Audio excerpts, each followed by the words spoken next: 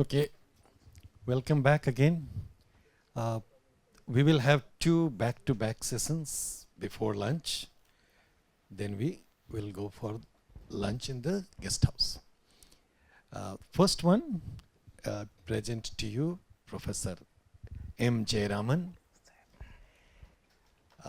Professor Jayaraman has also gone through traditional Gurukula training in Sanskrit, has undergraduate and postgraduate degrees in Sanskrit, where he has been awarded gold medal for both of them, and then later he has a PhD in Sanskrit from University of Madras, and he has worked on the doctrine of Tantra Yukti. A scholar who has studied Vedas, Vedanta, and Yogasutras, fits nicely into our course of discussions. So I invite Professor Jayaraman to talk about dimensions of speech and sounds in the processes of yoga. Sahana vavatu sahanau bhunaktu saha virjankaravavahai tejasvinavadhitamastu ma vidvishavahai. Om Shanti Shanti Shanti. Shri Gurubhyo Namaha. अत्र उपस्थितेभ्यः सर्वेभ्यः विद्वत्तल्लजेभ्यः प्रणामाः.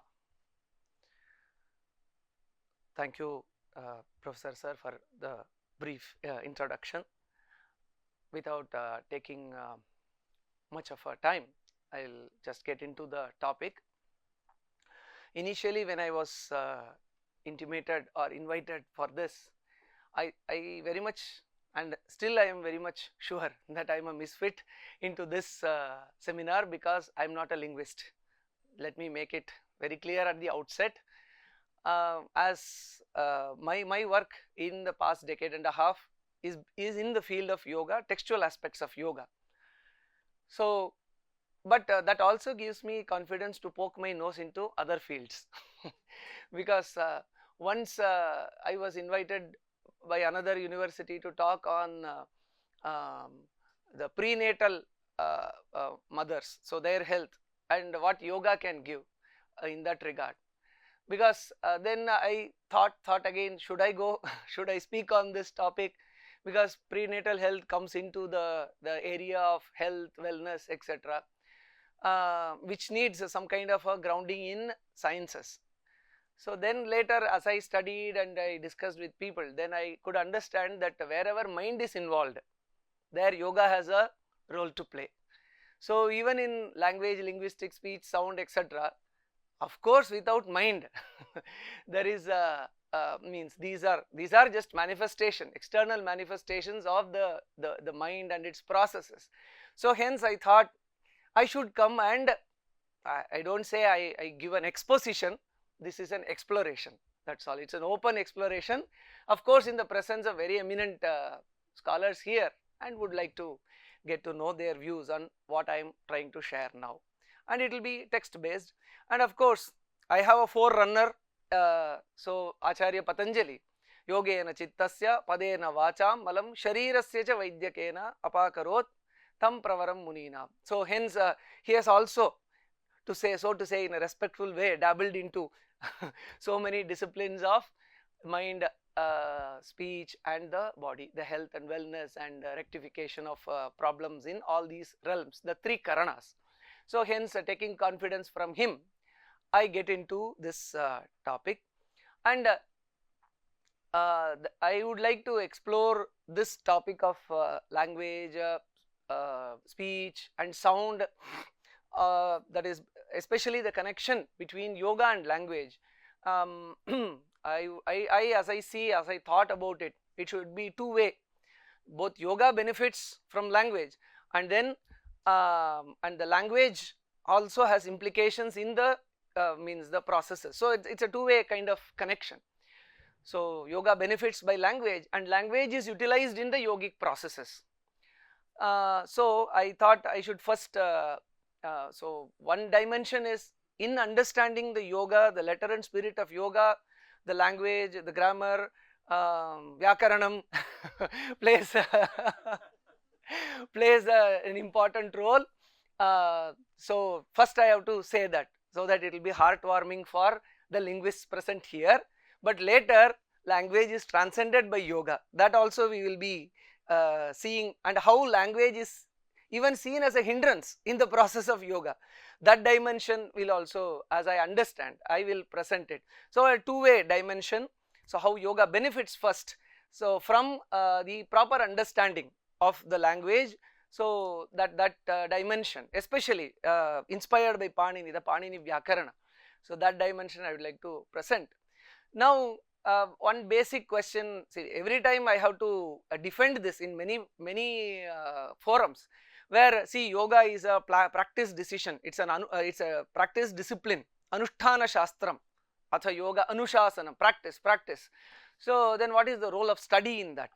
Is studying or learning things textually, does it have any role in yoga at all?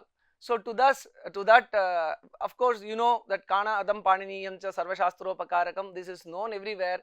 For any shastra, the discipline of Kannada and also discipline that has been developed and nourished by Panini and sage Panini, Acharya Panini and their followers, it is a very great help.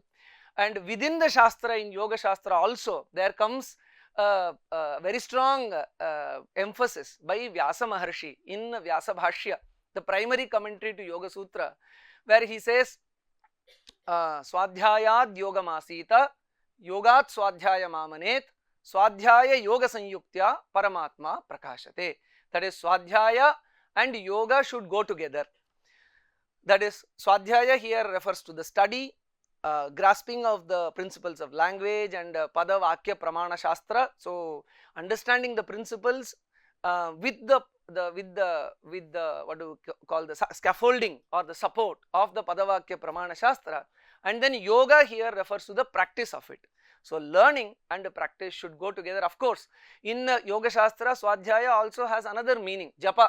Japa is also another meaning for the word Swadhyaya, but the commentators of Yoga Shastra, many of them have said that Swadhyayaha Pranavadi Mantra Japaha Moksha Shastra Adhyayanam Va. So both meanings are given for Swadhyaya. I am going by the second meaning, where the study, textual study, proper study under Acharya with the support of Padavakya Pramana Shastras is very essential in the process of yoga, where Pada, Vyakarana Shastra, plays a very important role in making the understanding. So the word Swadhyaya can also be, is in one of the Sayana Bhashya, where in Taittiriya Upanishad, where Swadhyaya Pravachanabhyam na Pramaditavyam, where Acharya Sayana gives this vyutpatti of Swadhyaya, Sushtu Avritya Adhyaya, Swadhyaya.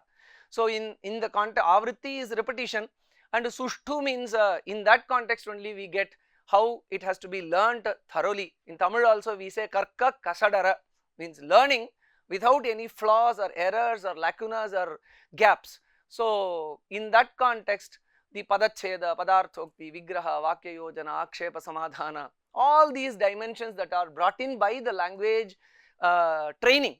So that becomes very essential for yoga. So I have brought in the reference from the Yoga Shastra itself, and also we see that as part of Kriya Yoga, Swadhyaya is there. Tapas Swadhyaya Ishvara Pranidhanani Kriya Yoga.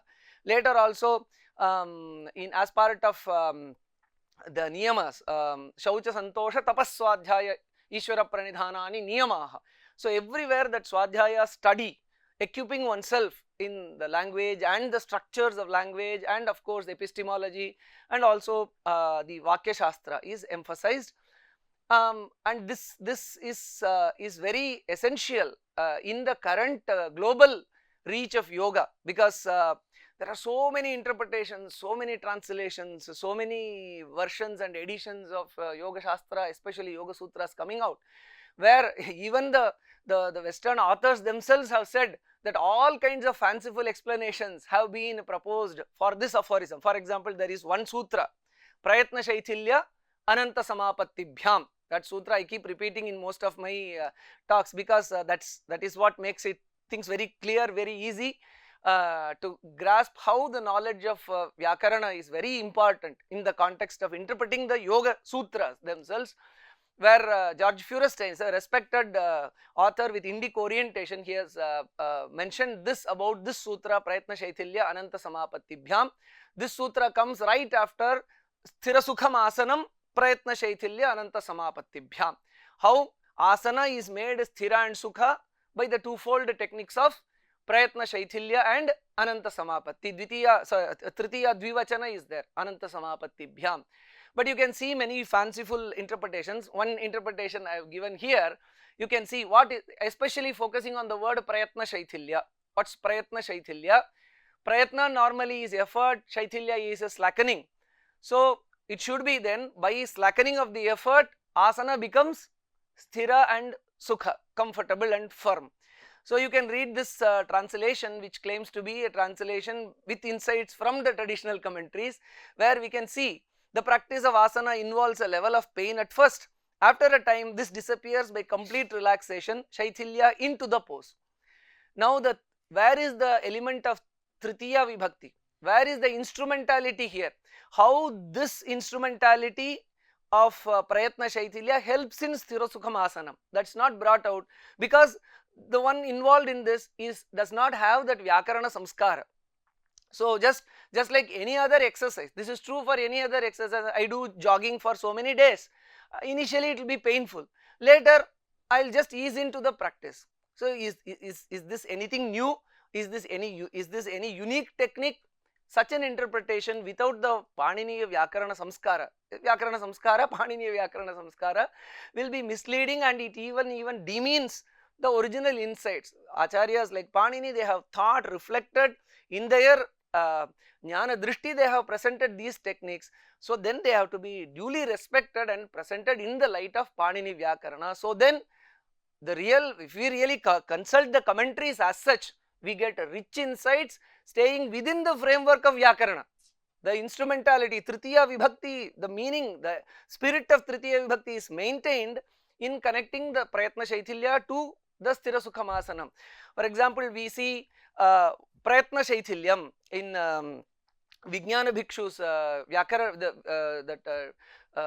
Yoga Vartika. He says, Bahuvyaparanantaram ched asanam kriyate tada angakampanat asanasthairyam nabhavati ityashayaha.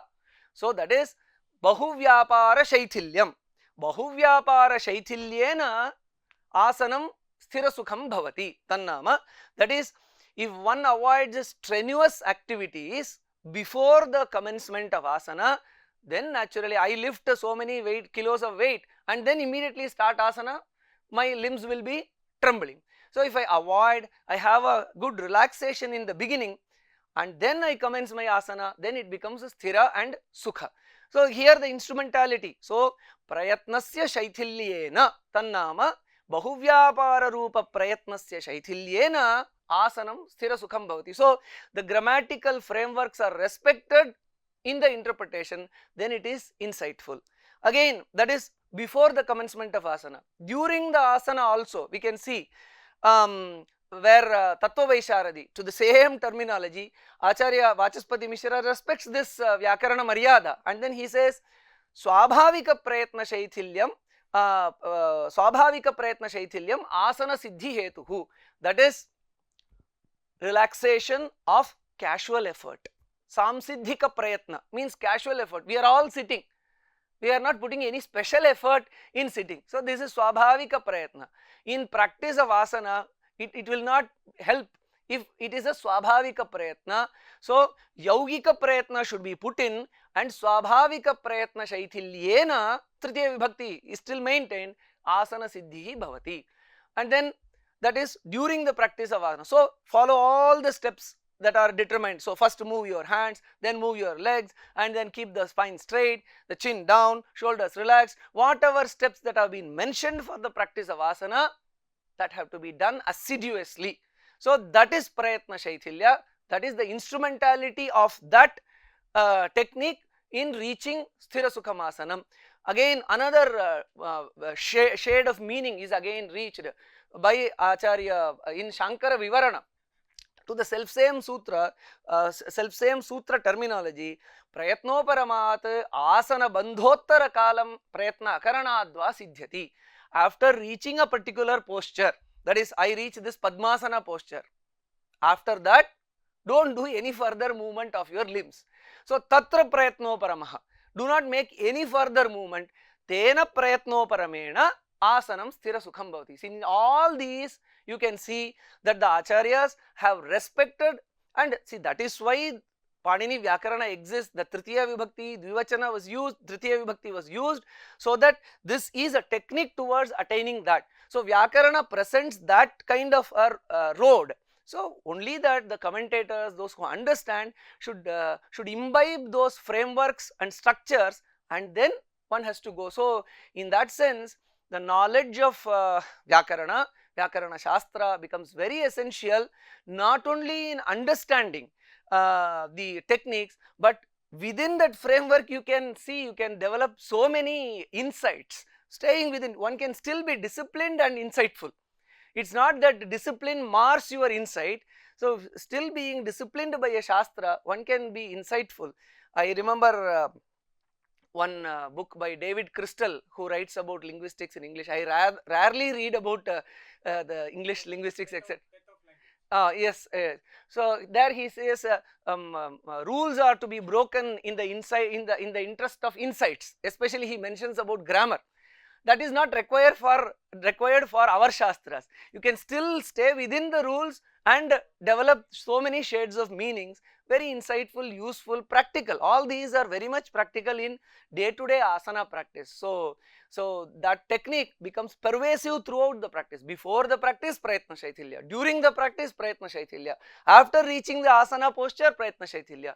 In this way, we can see that the language, linguistic training, the Vyakarana Shuddhi, Vyakarana Samskritam Manaha, in Acharya Shankara's commentary, does the Manaha, is Manaha a tool to realize the Paramatman?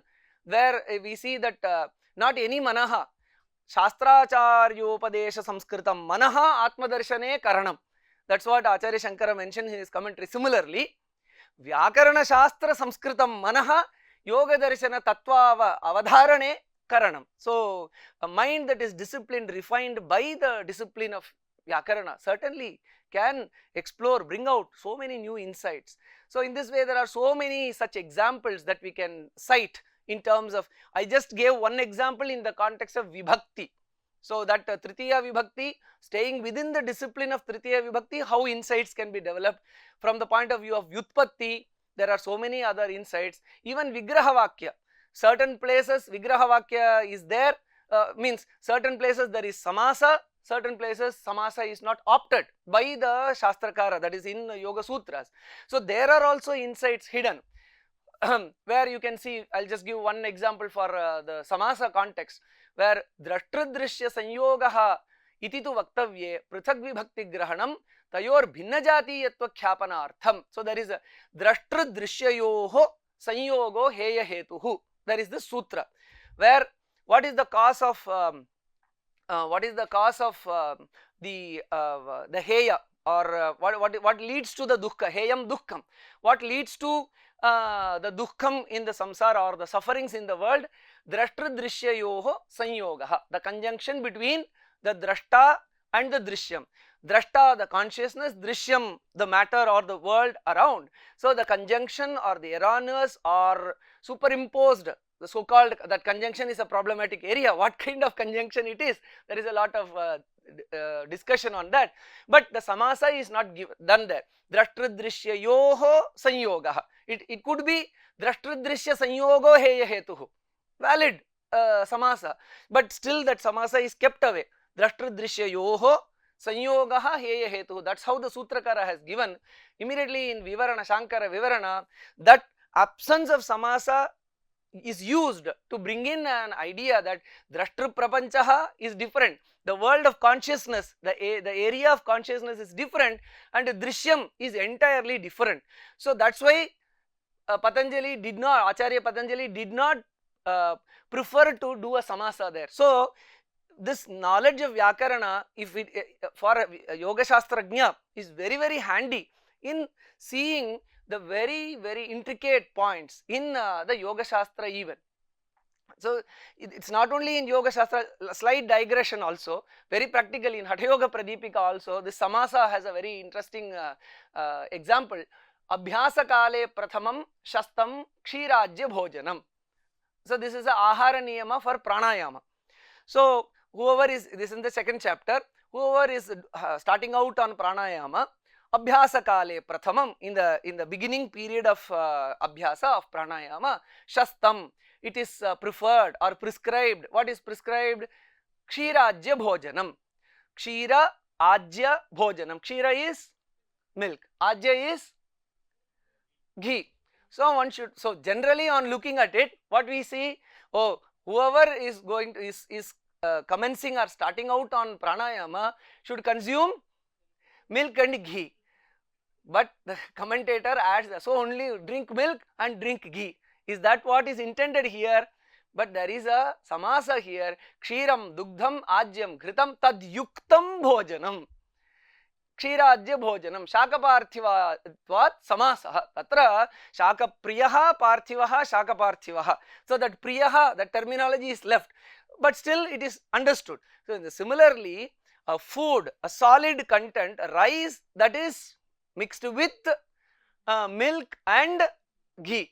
So there is every possibility, without the knowledge of Vyakarana, people will be drinking milk and ghee. So highly misleading. So Vyakarana is very practical in keeping our health proper, means wrong, this is very critical even in yoga practice, if going by the mere letter dimension of it. So from moving to letter to spirit, you need the Vyakarana Jnana. Hence first dimension, this is the first dimension that I wanted to present. Yoga is highly indebted to the linguists, the language experts in understanding the yoga tattva properly. So this is the one-way connection that we have to see. Now the other way around, how language is used, manipulated and then shed by yoga and then move to a higher realm, that we have to see. Initially I think linguists will be mollified then with due respects then we move to the second dimension of how the language is used by yoga initially and then later it is transcended. So just now I was just even in Bhagavad Gita we see Jignasurapi yogasya Shabda Brahma Ativartate. So a person who is even inquisitive about the principle, that's an exaggeration, Atishayokti there. So whoever is inquisitive even about yoga, he can transcend the Shabda Brahma, that is the Vedas, the Vedokta Phala, etc. So Vedas is seen as the revered Shabda Rashi that can even be transcended by a person who is into the path of yoga. So now let's see how yoga uses and transcends language. So in this context, I have to bring in two ideas that goes to the very less discussed dimension of yoga, that is samadhi or samapatti.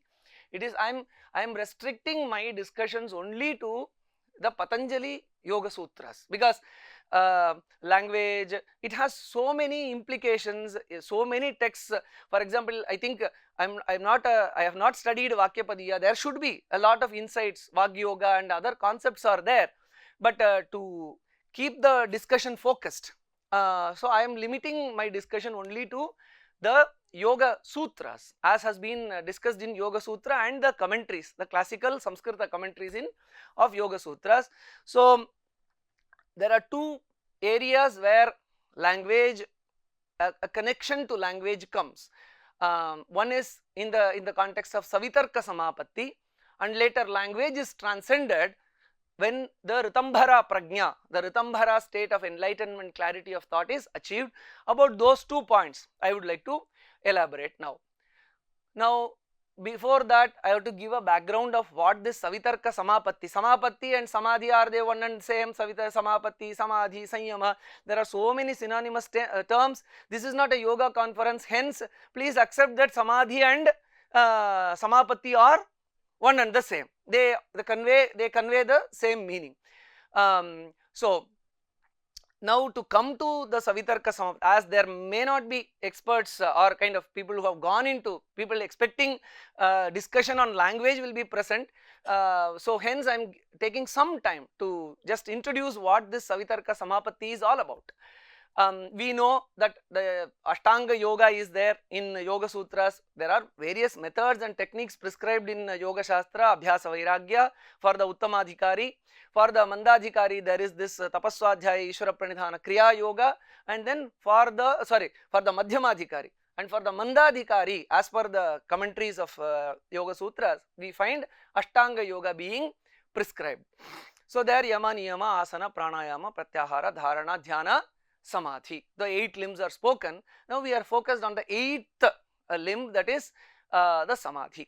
And that Samadhi has been right away defined in the first sutra itself, Yogaha Chitta Vritti Nirodhaha, Yogaha Samadhihi, Sacha Sarvabhaumaha Chittasya Dharmaha, and so on and so forth. Acharya Vyasa defines or equates yoga to Samadhi, and that Samadhi is Chitta Vritti Nirodha. Chitta is the mind, vrittis are the activities of the mind. There are variegated activities of the mind. Acharya Patanjali classifies it into Pramana, Viparyaya, Vikalpa, Nidra, Smriti. Pramana, right knowledge; Viparyaya, wrong knowledge; Vikalpa, imagination; Nidra is deep sleep, and Smriti is recollection. So these are the activities of the mind are so many, but they can be categorized under these 5 varieties. Panchatayi, so Panchatayyaha Vrittaya, Panchaprakarikaha Vrittayaha. So 5 types of divisions are there, and they are all to be initially regulated and gradually reduced, and then finally they have to be stilled. Nirodhaha. Only then the Purusha, the Chaitanya, the Shuddha Chaitanya, Drashta, Drishimatraha, Shuddha, the pure consciousness that is changeless, that will be not distorted any much. As long as there is activities in the mind, this is the Yoga Shastra take on the Atmajnana. That is, as long as the Chitta has vrittis of various kinds, so long the pure consciousness will be presented in a distorted manner. So Yoga Shastra takes a stand that all the vrittis have to be, ultimately they have to die down. So that Chitta Vritti Nirodha, that is the state of Samadhi, that is where the entire Yoga Shastra is moving towards. And then when all the Chitta Vrittis have died down once for all, so then what happens is Pratiprasava. There is a concept called Pratiprasava. Prasava we know, that is emerging, manifesting, emerging from the cause. Pratiprasava is rolling back to the cause. So reverse. Pratiprasava. So what rolls back into its cause? Whichever has emerged from a cause rolls back into a cause. Which is the one which emerged from its cause? The Prakriti. The Prakriti, it is into which all the Mahat, Ahankara, Panchatanmatra, Bhutas, Indriyas, everything roll back. So the starting point of reversal of this procedure is Chitta Vritti Nirodha. There also there are various levels of Chitta Vritti Nirodha. Initially, as I said, initially regulation, and then finally total restrainment or cessation. So that is where we get Savitarka, Nirvitarka, Savichara, Nirvichara, and so many. There are also multiple varieties of Samadhis are given. Samprajnata, again so many terminologies. Samprajnata, Samprajnata, Sabija, Nirbija, and then the Vitarka, Vichara, Ananda, Asmita. So many divisions or approaches towards how to regulate the mind initially, and then finally put the mind to rest, so that the process of Pratiprasava can happen, and the Purusha can be, or Purusha is the consciousness, can be left in its pure, pristine, undistorted form. That is Kaivalya. So it is towards this the entire Yoga Shastra is progressing. Pratiprasava is an essential process towards, it is the ultimate process which facilitates the Kaivalya of the Purusha. Pratiprasava happens in the realm of Prakriti. So when the Chitta stops functioning, then slowly, just like even in the medical sciences, if one particular limb stops functioning, what do you call, atrophy.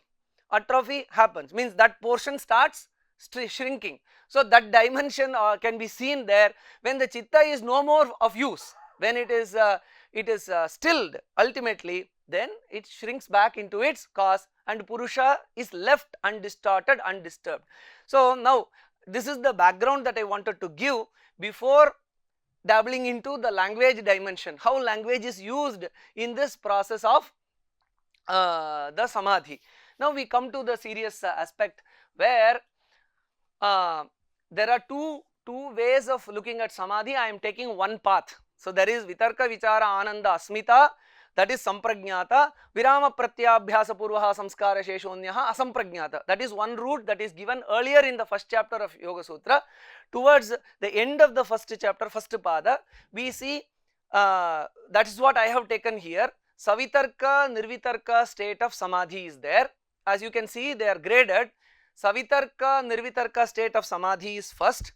Then comes savichara, nirvichara state of samadhi. Nirvichara vaisharadhya, when an excellent state of nirvichara, when excellence is achieved in the state of nirvichara, then a beautiful state of mind happens. That state is called as a clarity, a prajna. That is also a chitta vritti. Ritambhara prajna manifests. That Ritambhara prajna is at the same time, while it is beautiful, it also exterminates other samskaras. Tajjas samskaraha anya samskara pratibandhi. It does not allow other samskaras to produce their samskaras, means the impressions of the mind that produce thought. So that is subdued by Ritambhara prajna. Tasyapi nirodhe, when the activity of that Ritambhara prajna, that is also subdued, what is achieved is the ultimate state of nirbija samadhi. That's where the mind falls into absolute silence. That is chitta vritti nirodha at its maximum stage. Now we have to come, so what happens in this process is that initially the gross object is taken up for meditation. It is only from dhyana that samadhi comes. Tadeva arthamatra nirbhasam swarupa shunyamiva samadhi. Dhyana process, when it is intensified, it results in samadhi, where the awareness that I am meditating upon this object, that is overcome, the mind as if becomes the object itself.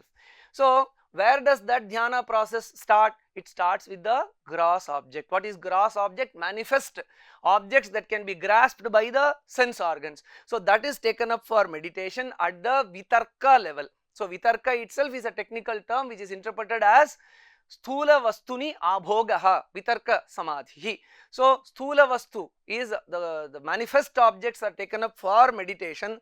So that is vitarka.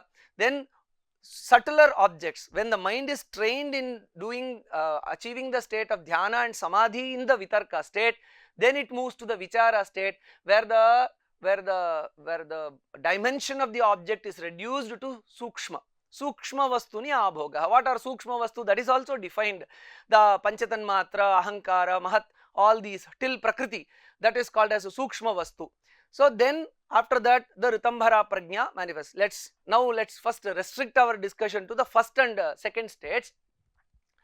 Now it is in the very preliminary stage in this, when we come to the discussion of language here, it is in the very first stage, the blue line that you see, that is where language is used.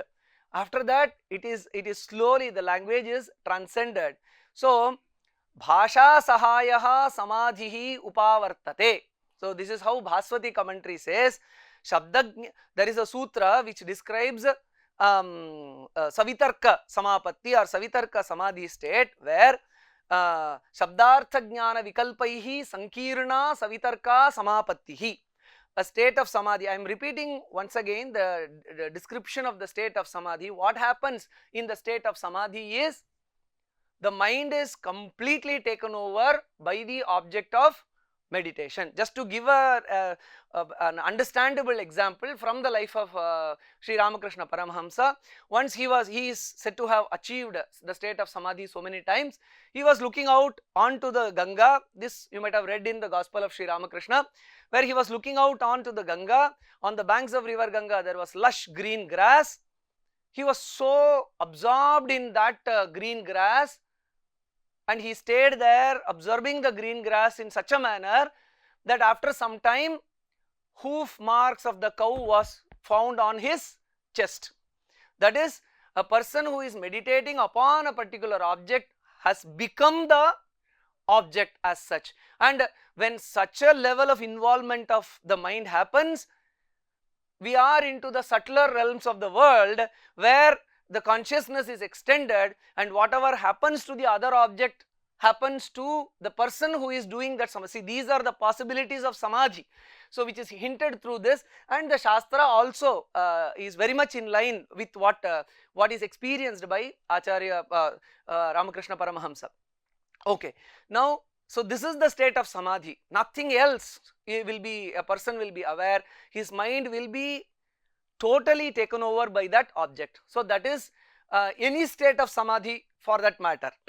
Even in the initial state of Savitarka Samadhi, we see that thing happening, but what is the quality of the object? So you can see Shabda Artha Jnana Vikalpaihi Sankirna Savitarka Samapattihi. When I gave the example of a grass, so let us take the example of the grass. There is Shabda, Artha and Jnana. There is a Sankirnata. There is it is an admixture of these three elements: Shabda, Artha and Jnana at that state of Samadhi. Shabda is grass. So you say grass, immediately that object comes to the mind. So Shabda. And Artha is the Vastu as such, the grass as such. And then Jnana, the knowledge that it produces, and then the various connections to the knowledge that we have. If we think of grass, then immediately when we see lush green grass, then we are reminded of the dry grass. We are reminded of in our childhood, someone was carrying grass, somewhere we saw dry grass being burnt. So many connections come. So in that sense, that even in a Savitarka Samapatti, when a gross object is meditated upon, what happens is Bhasha Sahayaha Samadhihi Eshaha, where language plays an important role, where the language, the word of that particular object is there, and then the word reminds us of the object, and then the knowledge about the object, the connections of knowledge. It's not mere knowledge, it's a web of connection that we have. So such a still though confounded, still it is a kind of just like a cloud. We can say it's not a well defined object at the first stage of samadhi, it's just a cloud of object, which we say that when someone says I am meditating upon Krishna, the form of Krishna is there, the name of Krishna is there, and the entire Bhagavata Purana, the lectures that we have listened about Krishna is there in the mind. So hence that is not a very perfect state of samadhi. There is a lot of involvement of language, and hence there is a lot of that is not the very high state of samadhi. That's the beginning state of samadhi, where the role of bhasha is important, where we use the words there. That's why for we have dhyana shlokas. For every puja or every avahana, etc., we have that dhyana shloka, Gayatri, dhyana. For any Shodashopachara puja, we have a descriptive form of the devata, Keshadi Padanta or Padadi Keshanta. We have very vivid description. So hence it requires to get into that state of cognitive absorption. If you want to call samadhi in English cognitive absorption, bhasha sahayata, the help of bhasha is needed. So that's where one starts feeling that yes, I'm in the realm of samadhi, but there is a lot of long distance to go. The commentators have very much clarified that especially in Yoga Vartika we see Shabda Dharmaha, that is, you can see that Gauriti Shabdaha, Gaurityartha, Gauriti Jnanam iti avibhagena vibhaktanam api grahanam. Initially, actually on analyzing the composition of the Shabda Gauhu, Gakarottara, Aukarottara, so on and so forth, that the Shabda Krama, Varna Krama of that material, that the material of that Shabda is different. The material with which the object is made up of, that is different. Means that is a cow, which is a different thing. The Shabda is made up of a different thing. And then the Jnana, the Chitta Vritti that is created, that is entirely a different thing, but we superimpose everything. We put as if all these are one. We put all these, make a masala, and then we have a state of samadhi, that is sankirna savitarka samapatti. Of course, that is where the process starts.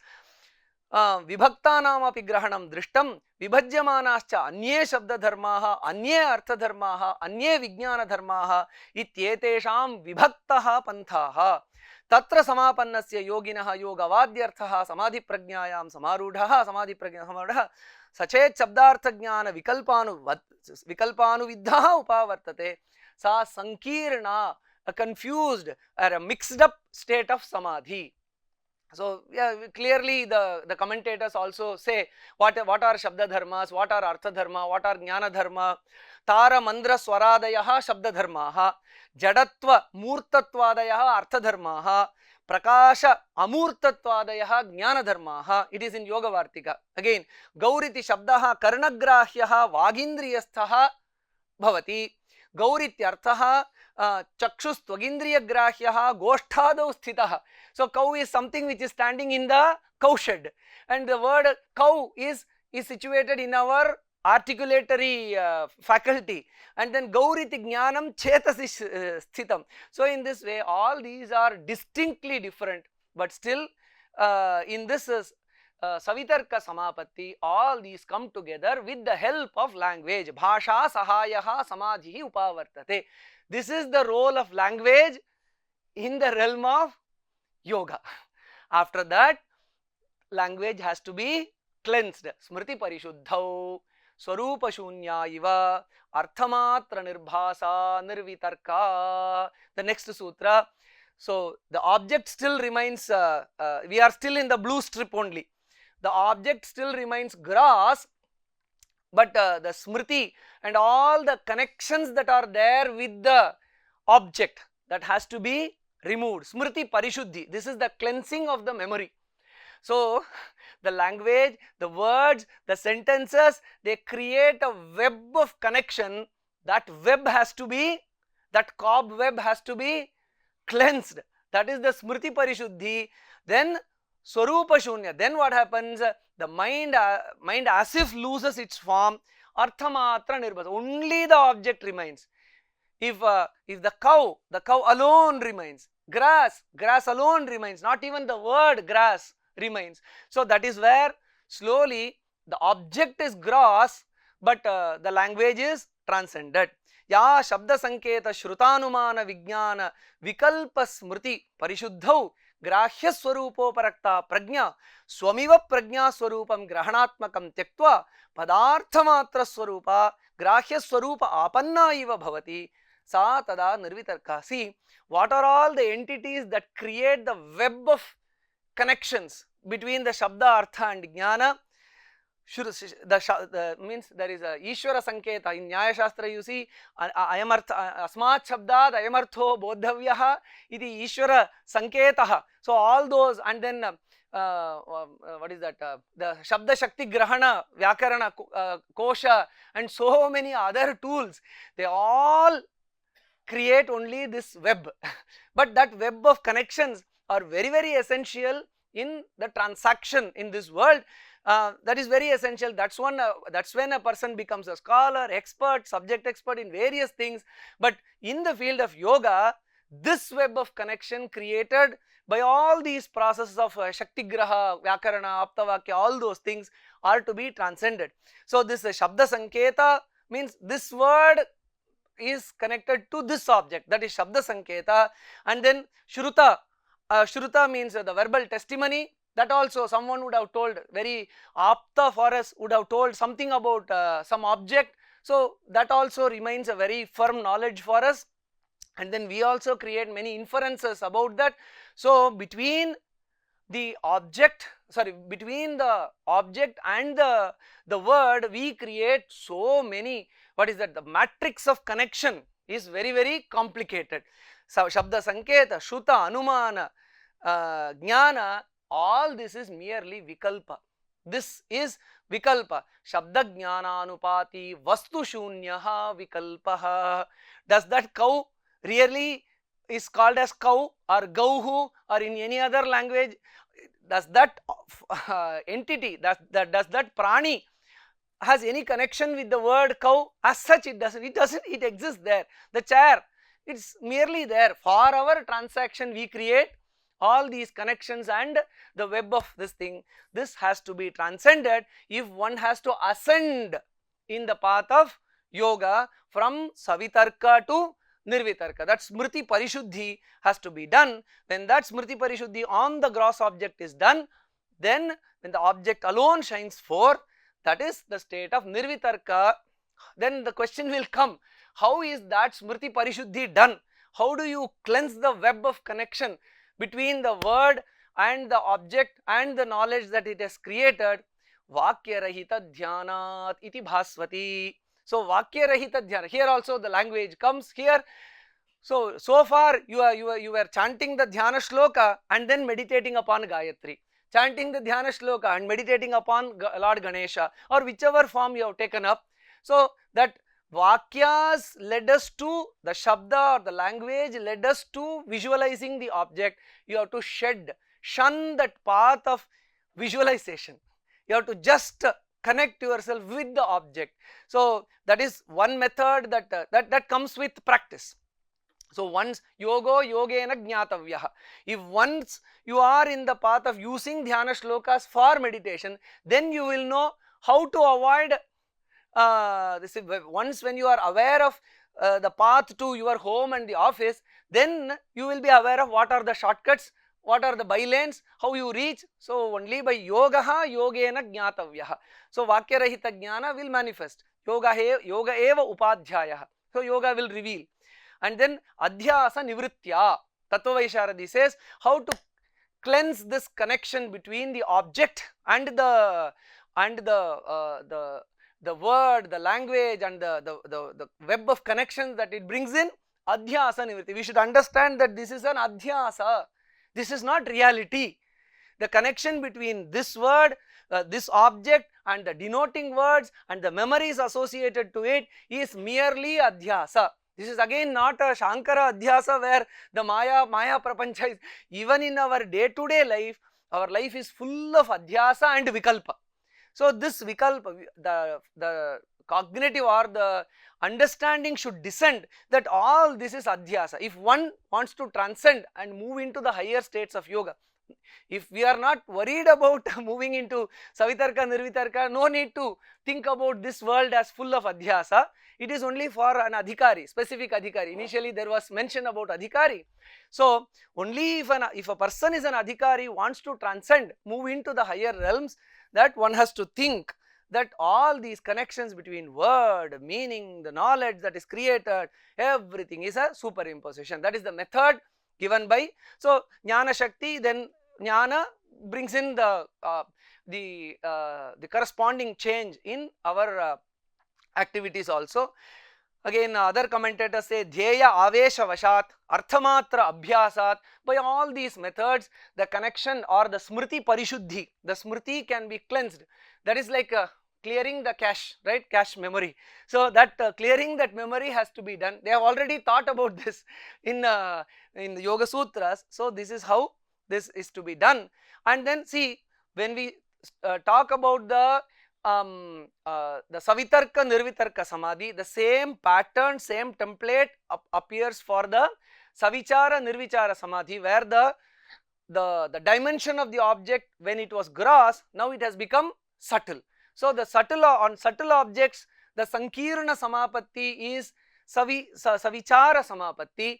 The asankirna parishuddha samapatti, or the object alone when it is focused, then it is nirvitarka samapatti, nirvichara samapatti. Then nirvichara vaisharadhye adhyatma prasadaha, when one attains an excellent state without any influence of the rajas and tamas, then adhyatma prasadaha means a great level of clarity, pleasantness of the mind, sattva is promoted. Ritambhara tatra prajna, the Ritambhara state of mind manifests, where see another thought that comes to my mind here. We in science especially objectivity is the key word, right? So subjectivity, we have to move from the subjective realm to the objective realm, means seeing objects as it is. Can we do it? This is what is being attempted here. So when we look at objects, it is sankirna only, it is connected with so many aspects, so which are essentially vikalpa, which are superimposed connections. So probably this is an attempt to move towards purest of pure objectivity, where no element of subjective connections either created by me or by others. Means aptavakya is the subjectivity created by others. My own inferences, my own anumana is my the subjective connections that I have made myself. So in that process, as we can see in the process of samadhi, that it is moving towards, in the process of moving from subjectivity to objectivity. That is what yoga is trying to do. In that process, as we can see, language, coming back to the general theme of discussion, language is a impediment. Yes, I am finishing, sir, I am ending here. So language is an impediment, is seen that way, means I am just presenting the yogic perspective here. And then finally the state of Ritambhara is achieved. Shrutanumana pragnabhyam anya vishaya vishesharthatvat shrutam agama vijnanam tat samanya vishayam. Whatever we know through aptavakya or verbal testimony from a trusted source, be it the Vedas or fellow peers or subject experts, that is agama vijnanam, still it is a samanya vishayam only. It presents the generic aspects of the object only. Nahi agamena shakyaha visheshaha abhidhatum kasmat nahi visheshena krita sanketaha shabdaha iti. The words cannot go into the depths of description of the object. That's what they say, that you just experience the sugar, the sweetness is it's a direct perception rather than making a lot of description. So in that sense, the descriptions may be true, but it will not create the kind of a very clear experience. So that's where so this Ritambhara prajna transcends the Shruta prajna, the knowledge created by verbal testimony where language is involved, and then agama anumana vishayam samanya vishayameva, even the inferential knowledge that we develop, that also brings in the general aspects of an object only, does not go into the minutest details of the object that is being perceived or taken up for this thing. Tatha anumanam samanya vishayameva yatra praptihi tatra gatihi yatra apraptihi tatra nabhavati gatihi ityuktam anumanena cha samanyena upasamharaha tasmat shrutanumana vishayo na visheshaha kaschidasti. So atra hi vyapakata vachedena gatitvadi samanyenaiva anumanam bhavati natu kriyadi gata vishesha rupena eva. So you can see the limitations of anumana, that is someone has reached some place, praptihi, yatra praptihi, which means there is gati, means he has moved.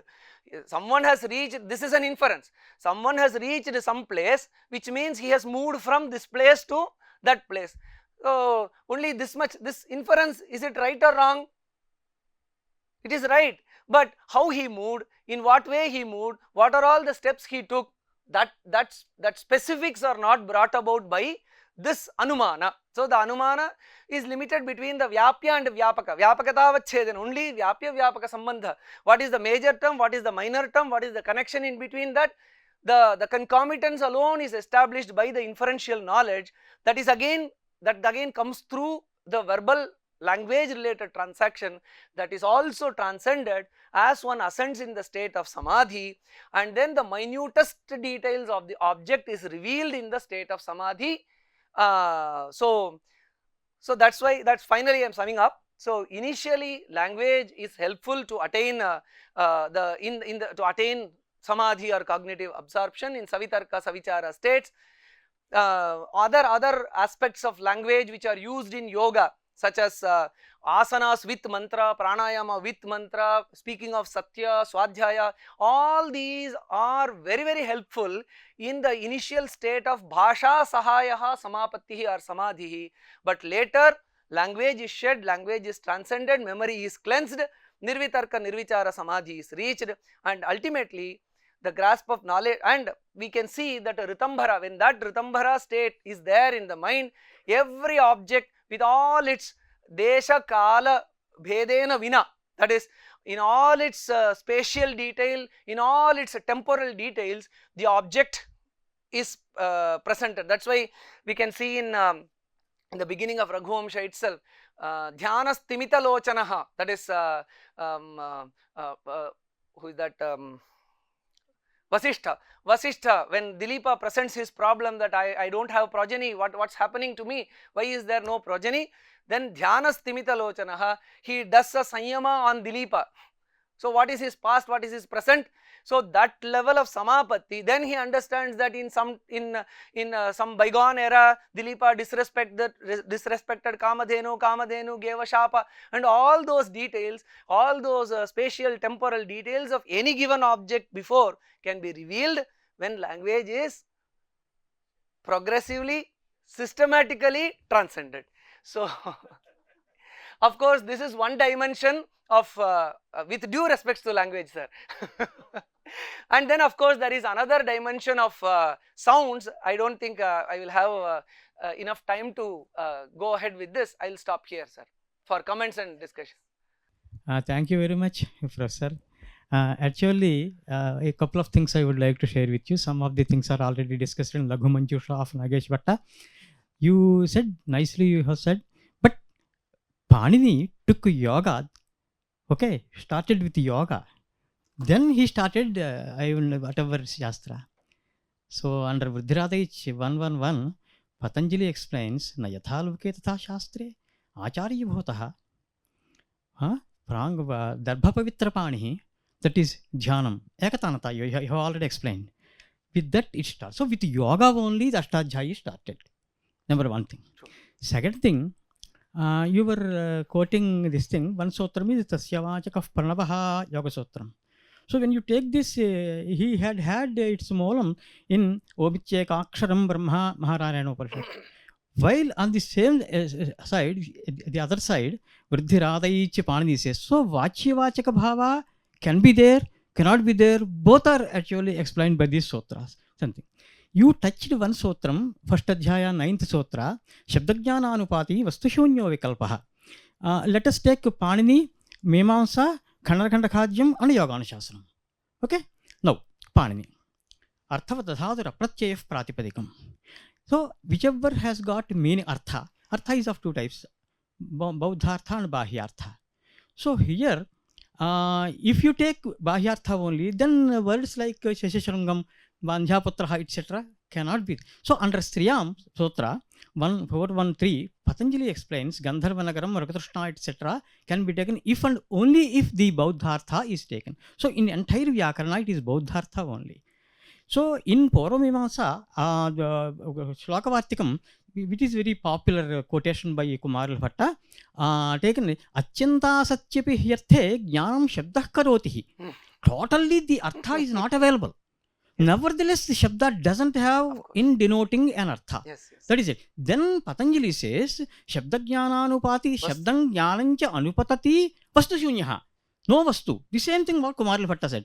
Khandana Khandakhaja also Sriharsha says, he quotes the same, Kumaril Bhatta said, Pramabadhya Pramatatra, that is the separate issue. Okay, so what happens is, here Vaikalpanga Jnanam is taken as a Bauddhartha, and you may just think about it. Second, another thing is, you gave the Tatparyam but did not quote the Sutram on 317. Shabdartha Pratyayanam Itaretara Adhyasat. That was there in the next level, sir. I know. When you gave I already told you, I gave the Tatparyam while Vitarka doing, you just did not touch read the Sutram. You don't have time. Nothing else, don't misunderstand. Yeah. Shabdartha Pratyayanam Itaretara Adhyasat Sankaraha Tatpravivaga Sanyamat Sarva Bhota Rotagyanam. You quoted Vyasabhashyam Gaurityartha, Gauriti Shabdaha, Gaurityartha, Gauriti Jnanam, Shabdayeva Artha, Arthayeva Jnanam, Jnanameva Shabdaha. Actually, this is about Spotavada, which is the basis of entire language, you can claim. Yes. Otherwise, see, Panini did not say anything about Spota. But he was making a Vyakaranam for Vaikhari Shabda. Mm. And that is also Avicharitarmaniyam. Both are Avicharitarmaniyam. If you ask Tasyapacham and for Panini it is, for Shakatayana it may be something else. So Upayaha Shikshimananam Vakyapadiyam. Balanam Apalarana Asatye Vartmani Sthita Tata Satyam. That you know. So here what happens, although Shabda, Artha and Jnana are not there, if a Sanjami is there, Trayamekatra Sanyamaha Yogasutram, you know all these things. So Dharana, Dhyana, Samadhi, all the three are called by the name Sanyama. You can give an example. Generally I do give. In Ramayanam, Hanuman was speaking with Sita, Sri Rama, monkeys, etc. How was it possible? So the answer is in this sutram, Sarva Bhota Samasta Praninam Rota Shabdanam Bhasha Jnanam. So one will be in a position to attain the knowledge of different languages of the animals, birds, etc. through Sanjama. It was possible for Hanuman. Generally, while lecturing on Ramayanam, one should answer these questions. How Hanuman was speaking at the same time with monkeys, with Rama, with Sita, what not. So this sutra is very, very strong sutra to, tell people that it is possible like this. Anyways, so many. But first, this is taken by Vyakaranas in Panini Vyakaranam in support of Sphata. So all the three things are there in the mind. You have explained to some extent. But Shabda, Artha, Jnana, Gauri, all the things are there only. Otherwise, through Vaikhari Shabda, when someone pronounces Gauhu, how the other person understands Gauhu is Artha. Mm. That means the Artha is not different from Means Shabda. in the transactional world, the validity, Yeah, there is Pramanam Atmanishchaya. Till that, till as long as our transaction goes on, this Shabda Artha Jnana Sambandha is very much maintained, to be maintained. So what happens is Vyakarana is dependent on Yoga, Yoga is dependent on Vyakarana. Thank you very much. Thank you, thank you, sir. Means as this is organized in the auspices of the Center for Indian Knowledge Systems, I will just placing 3 points for exploration that comes out from this discussion. If it really means interest or is considered a worth area of further exploration. Is language a distraction in the pursuit of objectivity? I am just placing these questions for scholars to explore. Is language a distraction? Does really language lead to objective knowledge? Question. These are the, as the processes of yoga, samapatti brings in. So is language an obstruction in the path of objectivity? And of course, from in the realm of cognition, perception of objects, how far is it possible to process or hold objects in mind without words? That's another question. Again, for scientific validity means we can think of scientific means and methods, is it if possible. That is another question. Means the Shastras are very clear about it, no doubt about it. The processes have been very clearly described. So to bring in the scientific tools and methods to evaluate, can these be, is perception superior? And further it is said that the Ritambhara Prajna, an object which is processed through the Ritambhara Prajna, the perception that is created by the object when it is processed through the Ritambhara Prajna is Yogaja Pratyaksha, which is far superior than the Apara Pratyaksha. That means that perception with our open eyes, ears that we grasp, that is a Apara Pratyaksha, lower perception, and then the perception that we gain through the Ritambhara Prajna is superior. So again, this is the third point. Is it, or how is it? These are the points which can be explored from a scientific perspective. I am placing it for the... Yeah. All right. Anybody else? Sir.